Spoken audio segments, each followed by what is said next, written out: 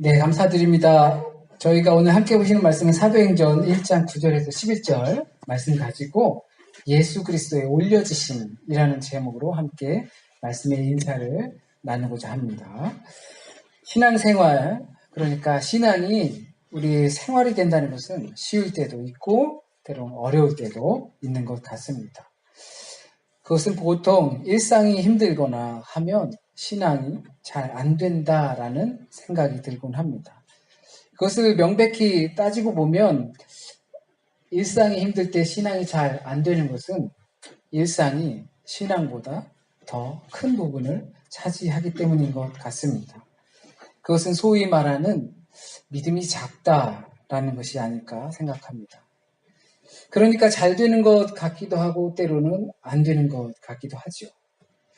왜 이렇게 안 되나 골머리를 썩다가도 정말 그냥 아무렇지도 않게 되어버리는 경우도 참 많이 있습니다. 우리의 생활이, 일상이 잘 풀리다 보면 신앙도 잘 풀리는 것 같아 보입니다.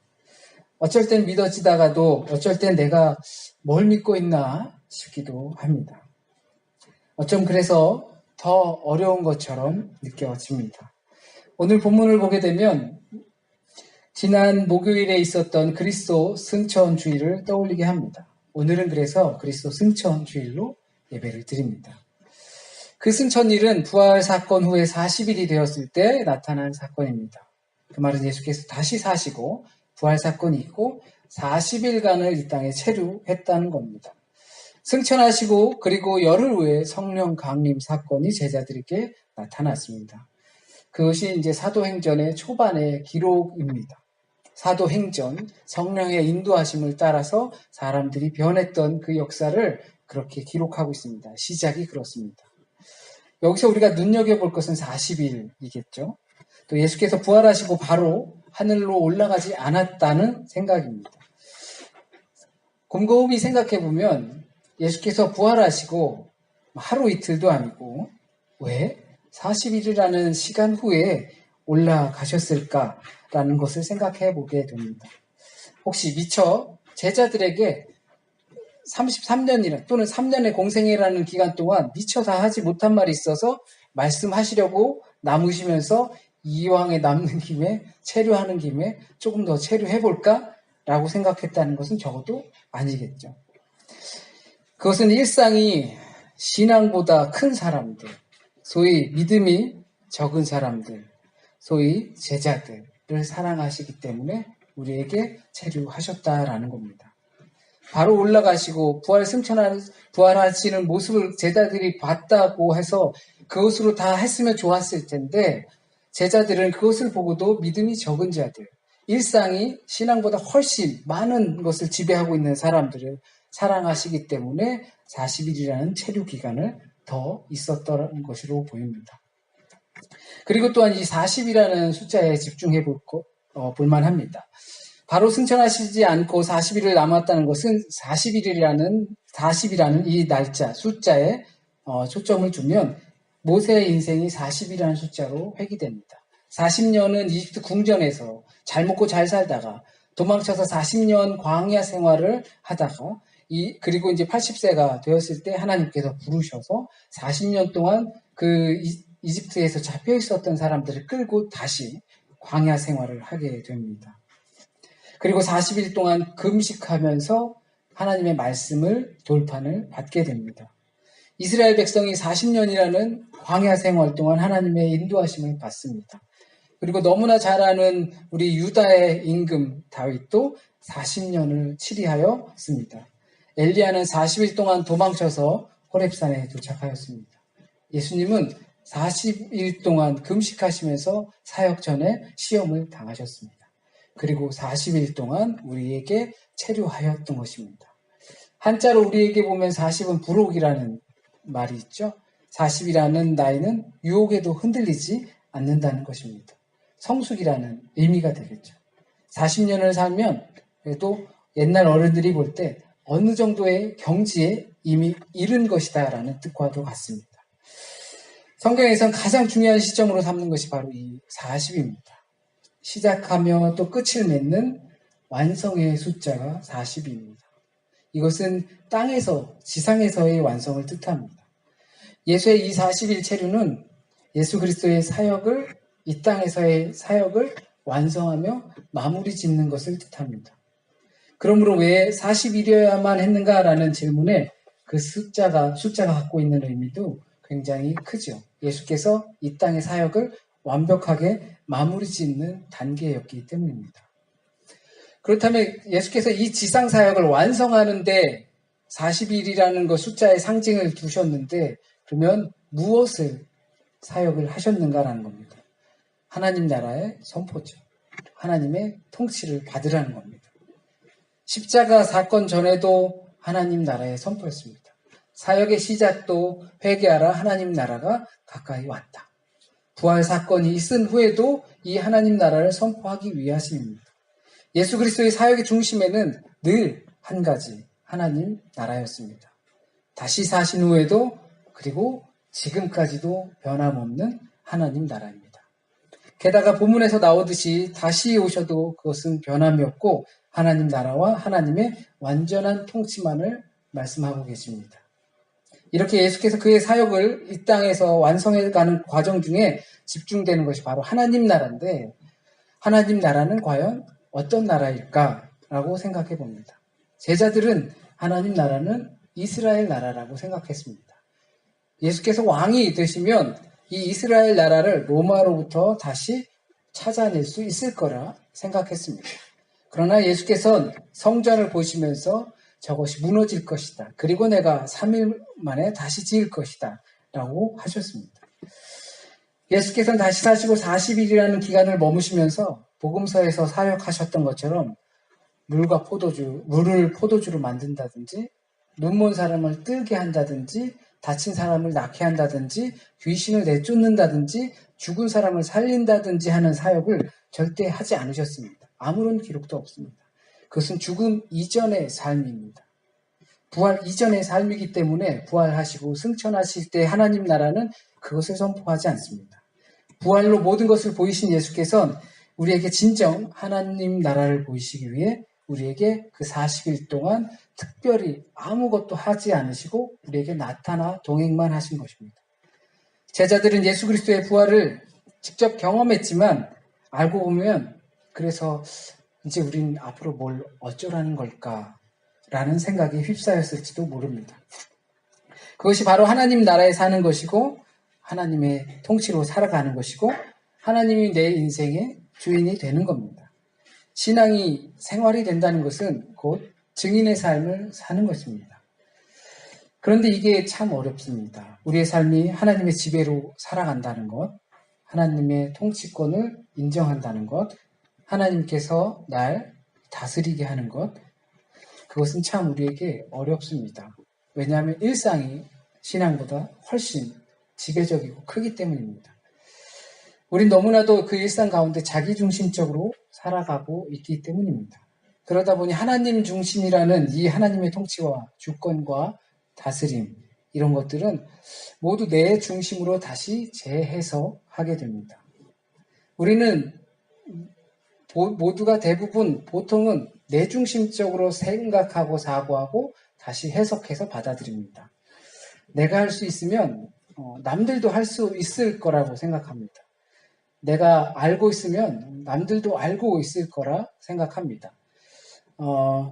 내가 싫어하면 남들도 그거 싫어할 거라고 생각합니다. 내가 원하는 것이라면 주님께서도 원할 것이라고 보통 자기중심적으로 생각합니다. 제자들이 이스라엘이 회복되는 것을 원해서 주님도 그것을 원할 것이라고 생각했던 것처럼 우리는 그렇게 생각합니다. 거의 대부분의 사람이 이처럼 자기중심적으로 생각하고 신앙생활을 해옵니다. 제자들도 마찬가지고 우리들도 마찬가지입니다. 가끔 말씀을 전하다 보면 다시 피드백을 들을 때도 있는데 제가 전한 말씀과 자기 중심적으로 생각하다 보니까 자기의 기본 바탕과 전제 가운데서 다시 해석해서 제가 그렇게 전했다라고 하시는 분들도 계시더라고요. 때로는 그게 제가 준비해서 전한 말씀보다 더 아주 은혜롭게 받아들이시는 분들 경우도 있지만 때로는 전혀 다른 방향이라서 내가 과연 그런 설교를 했던가라고 하면서 다시 살펴볼 경우도 있습니다. 이처럼 우리가 가지고 있는 바탕으로 자기 중심적으로 자기 관심을 따라서 하나님의 말씀도 해석하다 보니까 우리는 하나님의 나라도 내 중심적으로 생각합니다. 하나님이 나를 다스린다, 하나님이 나의 주인이 된다라고 생각하는 것 자체도 내 방식대로 해결합니다. 이처럼 예수 그리스도의 사역의 완성은 하나님 나라, 하나님의 통치와 다스림, 이런 것들이 우리 안에 받아들여지기는 나 중심이 아닌 하나님 중심으로 살아가야 되는 겁니다. 내가 원하는 것이 아니고 하나님께서 원하시는 것이어야 합니다. 그것을 아는 것입니다. 그것을 알게 하시기 위해 체류하시면서 병자나 귀신들을 쫓아낸 것이 아니라 그저 함께 하신 것입니다. 그러므로 우리는 그것을 전달하는 자의 삶입니다. 파켓 페어젠둥 보면 이제 헤르메스라는 회사가 있죠. 헤르메스가 원래는 이제 전달하는 메신저와 같은 그리스어의 이것도 그리스 신입니다. 이제 배달해 주는 거예요. 근데 여러분이 마켓에서 온라인으로 주문을 해가지고 헤르메스가 왔어요. 그래서 전달하면서 누가 요즘 이걸 사? 이거 사지 마. 거기 회사 되게 안 좋아. 이렇게 하면은 주제는 없는 거죠. 전달자는 잘 전달해주면 돼요. 잘 도착할 수 있도록 안전하게 깨지지 않고 파손되지 않게 전달해주면 되는 것이 바로 전달자의 삶입니다.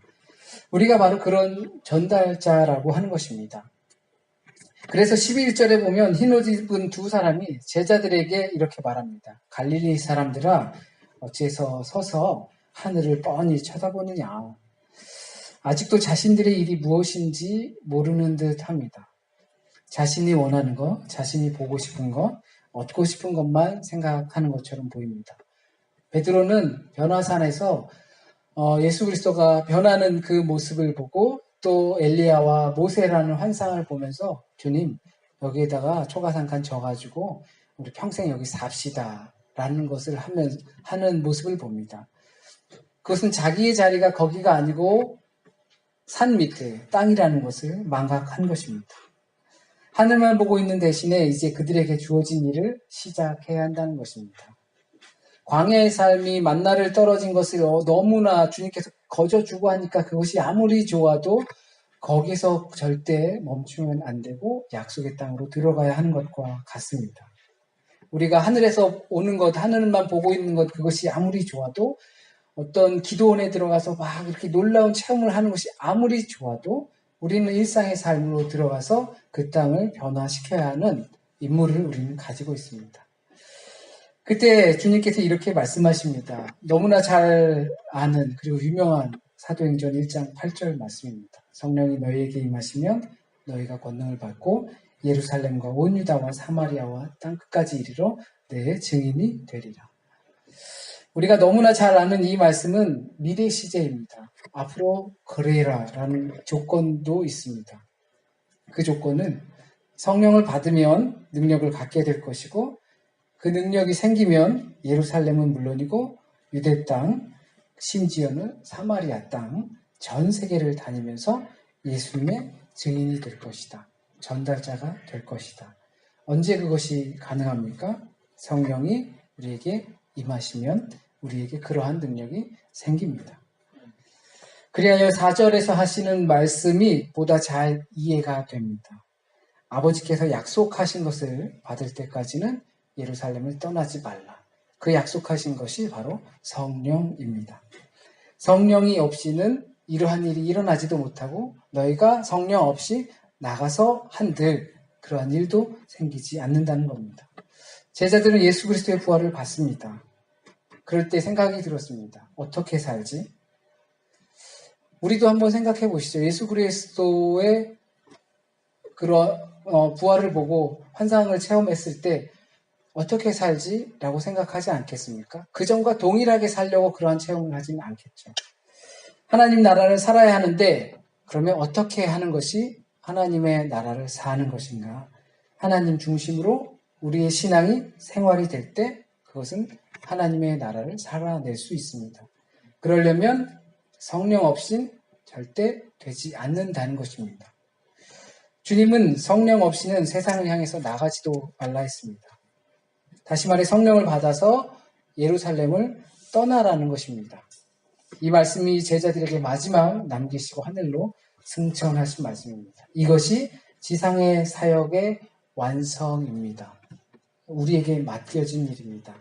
성령을 구해야 하고 그 성령을 받아서 하나님의 나라를 살아내야 하는 것입니다. 내가 너희들과 함께 할 때는 그것이 큰 문제가 되지 않지만 이제 정말 제자들의 곁을 떠나시고 주님이 제자들과 함께 하시지 않기 때문에 아버지께서 약속하신 성령을 받지 않고선 우리의 발걸음이 의미 없는 발걸음이 될 것입니다. 왜냐하면 세상은 이리와 같기 때문입니다. 굶주려 있는 늑대와 같기 때문입니다. 내가 아무리 잘나고 내 신앙과 체험이 아무리 커서 그것을 가지고 나간들 우리는 백전백패가 될 것입니다. 적을 알고 나를 알면 승리한다고 하잖아요. 그러나 우리는 성령이 없으면 세상에 나가선 백전백패입니다. 그것은 자기중심적 사고로 사로잡혀 있는 상태로 그들을 만나게 되면 우리는 상처받을 수밖에 없고 패배할 수밖에 없고 다칠 수밖에 없습니다. 우리로 하여금 주님의 생각을 깨달아 알 수 있게 하시는 그 진리를 알게 하시는 그분의 도움이 없이는 우리는 나갈 수 없습니다. 우리로 하여금 주님의 생각을 깊이 깨달을 수 있도록 하는 그 성령을 우리는 구해야 합니다. 그래야 하나님의 도를 전하는 것은 하나님의 나라를 이 땅 위에 세우는 확실한 근거가 될 수 있습니다. 거기에 필수적인 것이 바로 성령입니다. 그렇지 않으면 예루살렘을 떠나지 말라, 벗어나지 말라. 이것이 예수님의 마지막 말씀입니다. 기독교 신앙의 핵심이라면 많은 분들이 주의 십자가와 부활을 생각하실 겁니다. 맞습니다. 복음 중에 복음이 바로 예수 그리스도의 십자가와 부활입니다. 그래서인지 예수 그리스도의 이 승천은 조금 소홀히 느껴질 수도 있을 겁니다. 독일 내에서 이런 공휴일로 쉬지 않는 나라에서 목회하시는 분들은 어쩌면 예수 그리스도의 승천일에 대해서도 조금은 거리감을 두고 있는 것을 전 느끼게 되었습니다.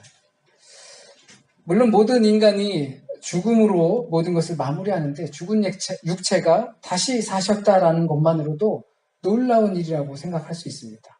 그러다 보니까 다른 것 정도는 우습게 느낄 수도 있는 것이죠. 그래서 우리는 부활 이 승천을 조금 소홀히 생각할 수도 있습니다. 그러나 승천은 중요한 의미를 지닌 예수 그리스도의 구속 사역 중에 하나입니다. 예수 그리스도의 승천은 우리로 하여금 예수 그리스도의 삶을 이 땅에서 회복시켜 나가고 살아가게 하는 중요한 도구입니다. 우리가 우선 하나님의 나라를 살아야겠고 하나님의 통치 아래 살아야겠고 하나님 중심이 되어야겠고 증인의 삶이 되어야 할 것입니다. 이것이 우리의 사명입니다. 잠시 기도드리겠습니다. 주님, 우리 삶 가운데 성령을 구합니다. 주께서 이 땅의 사역을 모두 완성하시고 다시 본향으로 가셨을 때 우리가 알지 못하는 이 세상 속에서 분명 우리는 실패하고 좌절하고 또 다칠 수밖에 없을 것입니다. 주께서 우리에게 말씀하셨던 것처럼 아버지께서 약속하신 그 성령이 우리에게 임하지 않으면 이 자리를 떠나지 말라고 하셨던 것처럼 우리가 성령을 구합니다. 하나님의 나라를 살기 원합니다. 하나님께서 나의 주인 되는 것을 원합니다. 그렇다면 나는 그것을 충분히 해낼 수 있으리라 생각합니다. 우리의 일상은 너무나 큽니다. 내가 가지고 있는 신앙보다 우리의 일상은 너무나 큽니다. 그러다 보니까 우리는 날마다 그 일상에 지배받고 살아갑니다. 내가 세상을 지배할 수 있을 거라는 생각조차는 꿈도 꾸지 못합니다. 그것이 우리에게 성령이 없음임을 고백합니다. 주님, 우리에게 맡겨주신 우리의 이 구역, 우리의 이 지역, 우리의 이 삶, 이 가운데서 예수 그리스도로 말미암아 우리의 죄가 사함을 받고 그 죄 사함으로 말미암아 주께서 우리를 의롭다 칭하여 주시고 우리를 세상 가운데서 건져내 주셔서 우리가 주님과 늘 동행하는 삶이 될 수 있길 간절히 소원하고 바랍니다. 주님, 혹시라도 잘못 전해진 말씀이 있으면 주께서 오늘 이 시간 우리에게 주의 말씀을 전하고자 하셨던 것만 남게 하여 주셔서 뿌리 내리고 또 한 주간 동안 열매 맺게 주여 인도하여 주세요. 한 주간의 삶도 주님께 맡깁니다. 우리는 주님의 삶으로 세상으로 다시 나갑니다. 우리의 가정으로 다시 들어갑니다. 그리고 우리 가족들과 또 계속 만날 것이고 우리의 삶 가운데서 세상 사람들과 만날 것이고 수많은 가치관들과 부딪힐 것입니다. 그 가운데서 주님의 이름으로 승리할 수 있길 간절히 소원하며 모든 말씀 우리 주님 예수 그리스도의 이름으로 기도드립니다. 아멘.